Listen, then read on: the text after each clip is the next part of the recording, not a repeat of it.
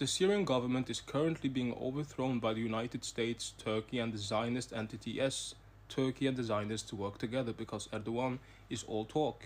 The United States government are currently giving these terrorists positive coverage to try and win over the people. This same person, by the way, who is the leader of Al-Nusra, which the United States in 2012 declared foreign terrorists with connections to Al-Qaeda, and that man, by the way, has a bounty on him by the United States, the same people currently giving him positive coverage of up to $10 million. Be serious. And before I tell you the current reason they are trying to overthrow the government of Syria, I want to mention that these rebels love the Zionists, they oppose Hummus and Hezbollah. The chief of the IDF acknowledges they're sending weapons to the Syrian rebels. You ask yourself, why are they doing this? Because Syria does not fall in line with the interests of the United States. They remain a sovereign nation who opposes Western imperialism. And more importantly, Syria is a crucial point of the axis of resistance as Iran sends weapons through Syria, which goes to Lebanon, to Hezbollah, and Hummus. You know who they are. It is not a coincidence that the assault on Syria happened after the Lebanese ceasefire, which the Zionist entity broke the same fucking day. Here are some important updates about Syria. The government of Assad has been overthrown.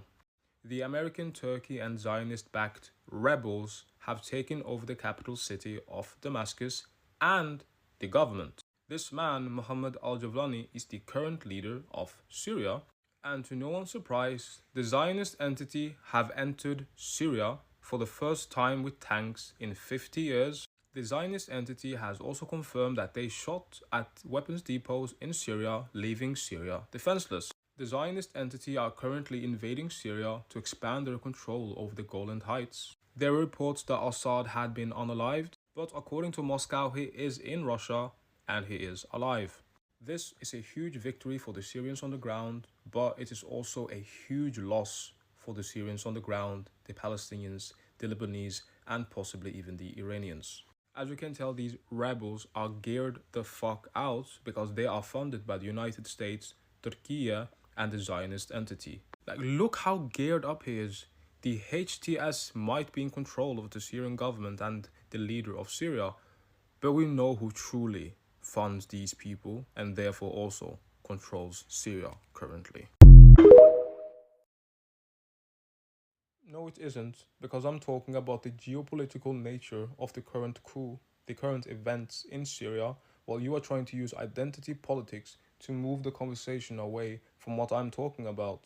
Yes, Assad has been torturing and unaliving people in Syria and protesters who oppose his government.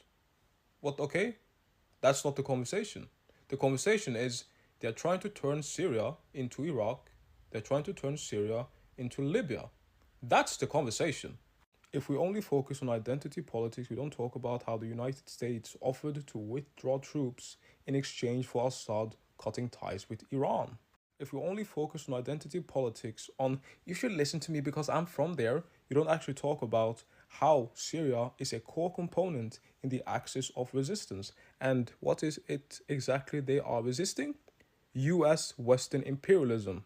I am not saying that there aren't Syrians on the ground who welcome any other government than Assad. I'm not saying that there aren't Syrians on the ground who are happy to have these rebels in their country. I am saying to any person who opposes US Western imperialism, to any person opposing the Zionist entity and supports the resistance of the Palestinians and their right to self-determination, this is a huge loss.